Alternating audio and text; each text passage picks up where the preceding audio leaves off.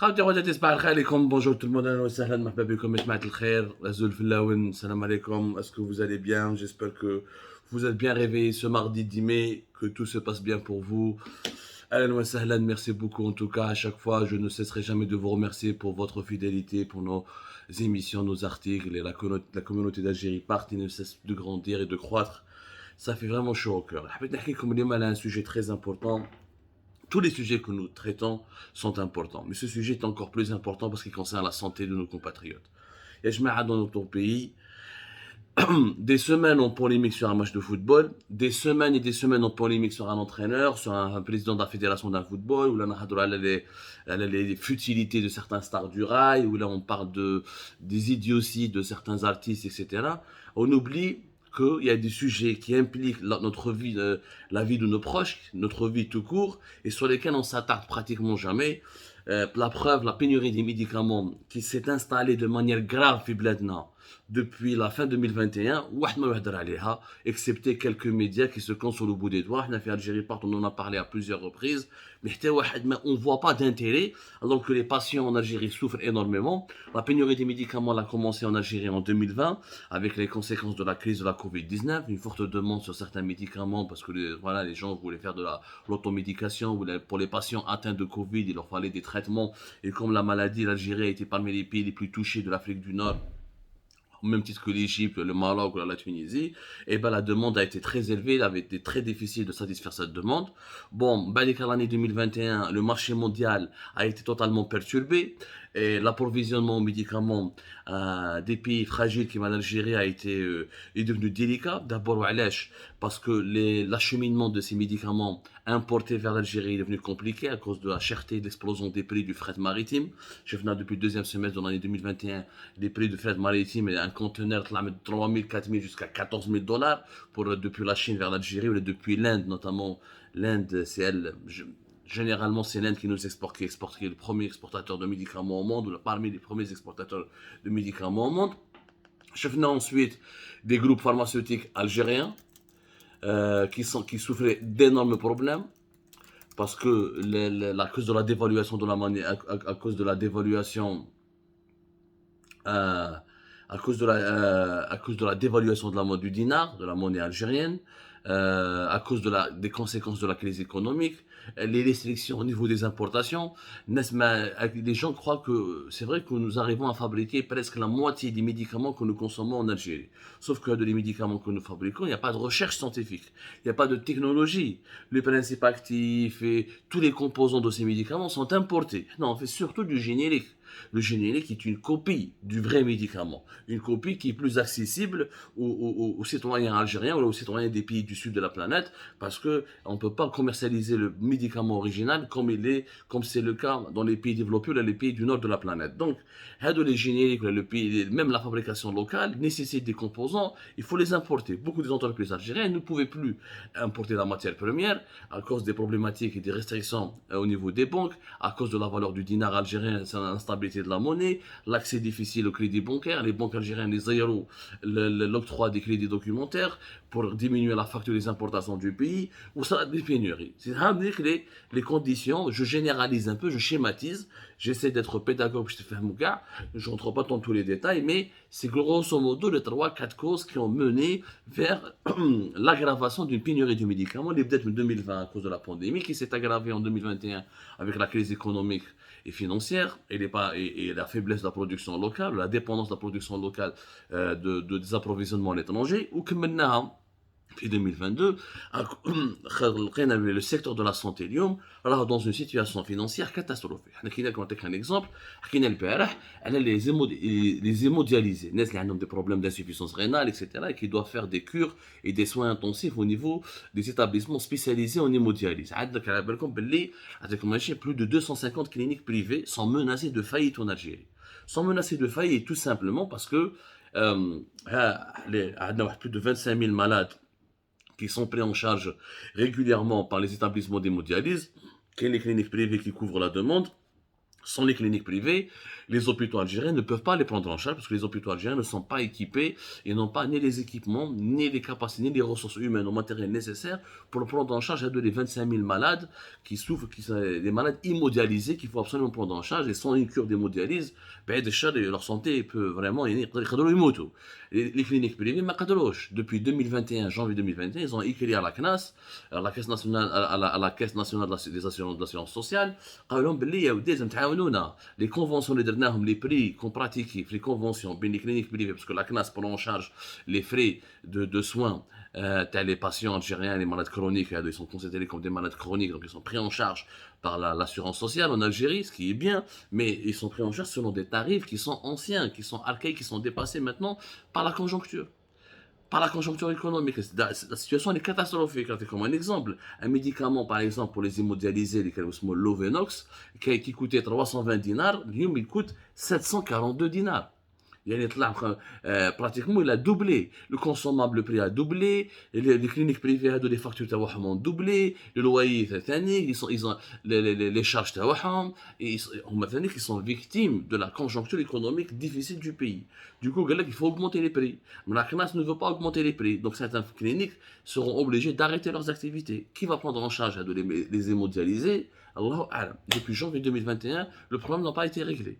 Le problème de la PCH, la pharmacie centrale des hôpitaux, qui a avril, mars, début de l'année 2022, elle n'a pas pu gérer un marché, l'acquisition des médicaments. Parce que Maandaj n'a plus assez d'argent pour renouveler ses stocks.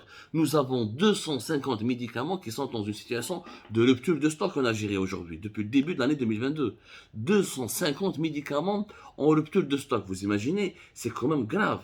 Le dernier appel d'offres qui devait être lancé, qui a été lancé plutôt en 1er septembre 2021, qui a été clôturé, attribué, il a été clôturé en octobre 2021, qui devait être attribué donc avril 2022 pour que la PCH, la pharmacie centrale des hôpitaux, qui est l'institution qui distribue et qui approvisionne tous les hôpitaux du pays en médicaments, en traitements médicaux pour soigner les patients algériens, le 7 avril dernier, elle a déclaré infructueux. L'appel d'offres a déclaré infructueux. La PCH a la procédure pour la simple raison, mais cash draham. La situation financière de la PCH elle est catastrophique. On a comme des articles, on a publié des articles là-dessus.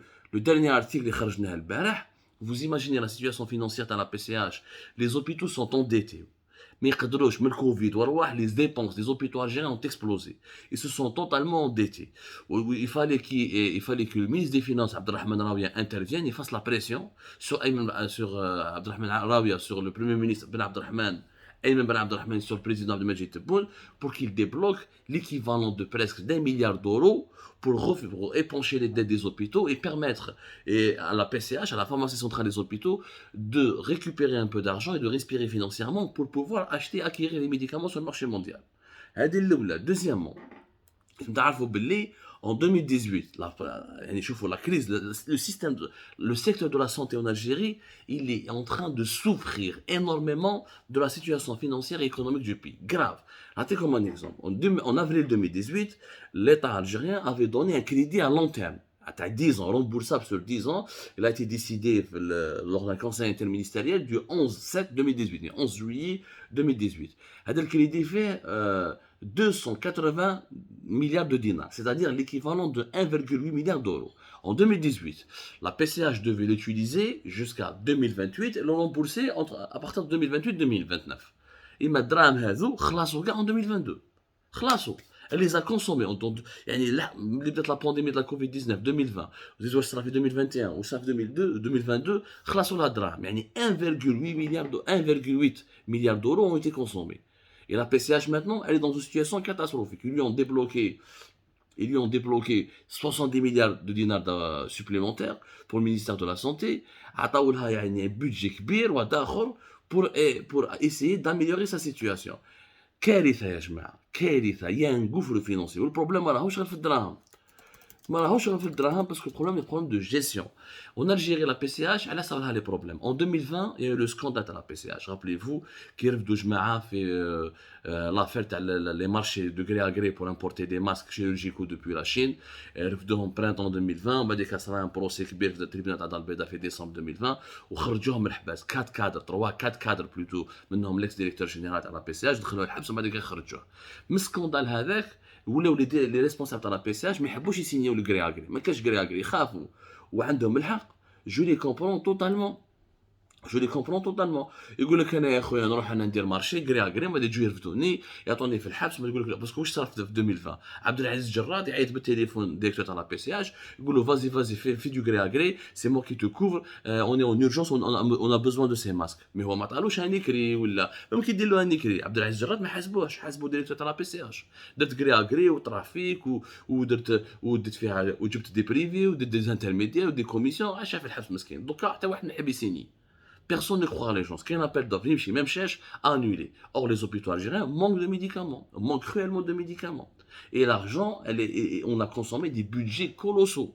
1,8 milliard de dollars, 1,8 milliard d'euros qui ont été consommés en 2022, zid pratiquement les pénuries, les 70 milliards de dinars, il y a 1 milliard d'euros supplémentaires qui vont être dépensés via la 2022. Alors, la pénurie des médicaments. Nous avons un système qui ne tient plus. Le système de santé en Algérie ne tient plus. Pour plusieurs raisons. Mauvaise gestion, les cahiers de charges sont mal élaborés, les commissions d'évaluation des offres, elles sont manipulées, ou leurs membres ne sont pas compétents, ou là, ils n'ont pas la capacité nécessaire de bien gérer les marchés.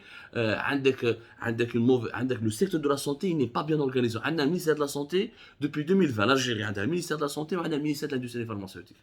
والناس ما لعبهاش ما تخدم مع المينيستير دو لا سونتي، غادي يقول لك راه بدلوا لي بريغوغاتيف كل 3 شهور 4 شهور يشونج لي بريغوغاتيف، الصلاحيات يروحوا من وزاره الصحه ووزاره الصناعه الصيدليه، ما عندها حتى معنى. المينيستير داندستري فارماسيوتيك n'a aucun sens. N'a aucun sens. Tu as un ministère de l'industrie, tu as un ministère de la santé. L'industrie pharmaceutique fait partie de l'industrie où tu peux créer des passerelles, des commissions interministérielles, le ministère de la santé, le ministère de l'industrie pharmaceutique. Donc, que les organismes, que les institutions, que les acteurs, les centres de décision. Du coup, personne ne sait qui décide, personne ne sait qui peut assumer, personne ne veut assumer sa responsabilité. Ou les pénuries totales de médicaments. Il y a eu une enquête à l'inspection générale de la présidence qui est en cours.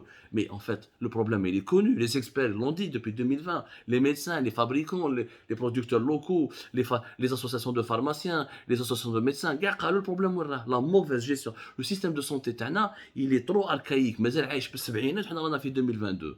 Et la population algérienne, chaque année, on fait 1 million de bébés et on ne produit pas assez de médicaments, on ne fait pas assez de recherche scientifique, on ne fait pas assez d'innovation. Nous avons un système de santé publique qui consomme beaucoup d'argent.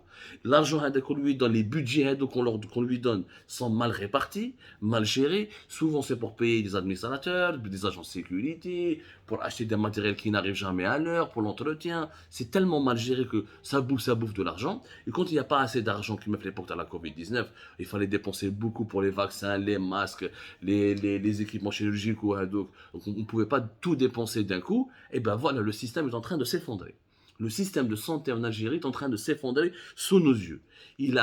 C'est un gouffre financier, il n'y a aucune rentabilité. Les hôpitaux algériens, il faut améliorer leur gestion, il faut ils deviennent autonomes, il faut qu'ils maîtrisent leurs dépenses, il faut qu'ils arrivent aussi à gagner de l'argent. L'industrie pharmaceutique algérienne doit exister, pas uniquement dans le générique, mais dans la recherche, dans l'innovation. Il faut annuler, supprimer le ministère de l'industrie pharmaceutique qui n'a aucun sens. La PCH, il faut la transformer, il faut créer plusieurs PCH dans plusieurs régions du pays, lui donner une autonomie, revoir les cahiers de charges. Il y a une urgence absolue à réformer le secteur de la santé. Parce que la pénurie va s'aggraver d'ici 2023.